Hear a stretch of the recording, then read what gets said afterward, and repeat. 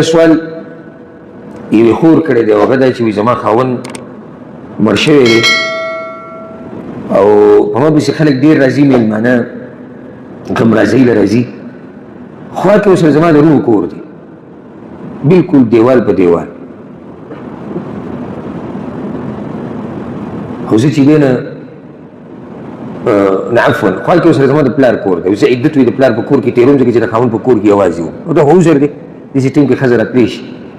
نو زه د پلار په کور کې عدت تېروم د پلار د کور سره خوا کې د چا کور دی د رور کور دی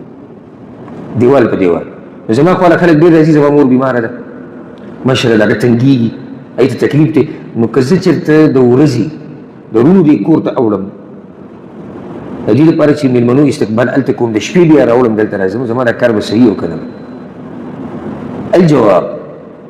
کومه ښځه چې عدت تېروي د خاوند د مرګ نه بعد یو خو دا وي چې زه د پلار کور ته تللی یم نو دا عذر دی ځکه چې څوک را سره نه وو یک یوازې په کور کې و نو څنګه هلته وخت تېر نو عذر شو خو د پلار کور کې تېری عدت اوس که دا د دې کور نه وځي راوځي نو دلته دا مسله یاده کوي چې کومه ښځه چې عدت تېروي که نه دا د کور نه د ورځې وتې شي د حاجت لپاره د شپې به نه وځي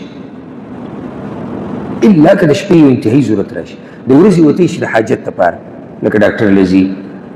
کور نه څه سامان راوړي څه ضرورت او دې کې حدیث دی د جابر رضی الله عنه هغوی زما خاله وه ترور مې وه نو هغې له خاوند طلاق ورکړي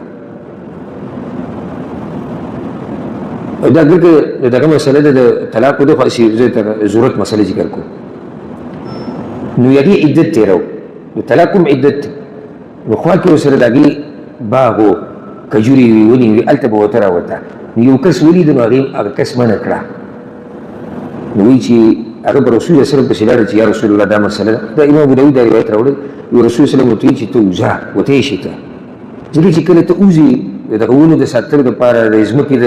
ساتلو دپاره سبا له به ته صدقه وکړي یا څه د خیر کار به پکې وکړي دغه شان یو روایت کې داسې هم راځي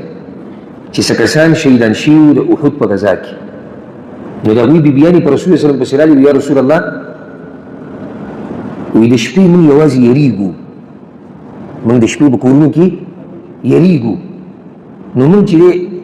شپه په بل ځای کې تېرو خپلوانو کره چا کره چې سهار شي بیا کورونو ته واپس ځو چې دا کار به زموږ صحیح دی رسول صلی ورته وایي ګوره تاسو بله طریقه کوئ ځئ د چا خوا ته که هغه خپلوانو کور دی که د څوک ملګري دی د هغې خوا ته ورځئ لاړ شئ هغې سره کښېنئ وخت تېر کړئ کله چې د خوب ټیم راشي نو بیا دې هر زنانه خپل کور ته واپس لاړه شي نو دوی ته د وتو اجازت ولې میلاو شو ضرورت دی یوازې د موږ یریږو نو موږ هم دې خور ته دا وایو که چېرته د ضرورت په بنا او مور یې بیماره ده او هغې ته تکلیف جوړېږي او تنګېږي او دا خوا کې کور دی ضرور او هغې ته ځي صرف د مېلمنو د استقبال دپاره د ورځې او بیا د شپې واپس راځي نو دې کې به څه حرج نه وي انشاءالله والله اعلم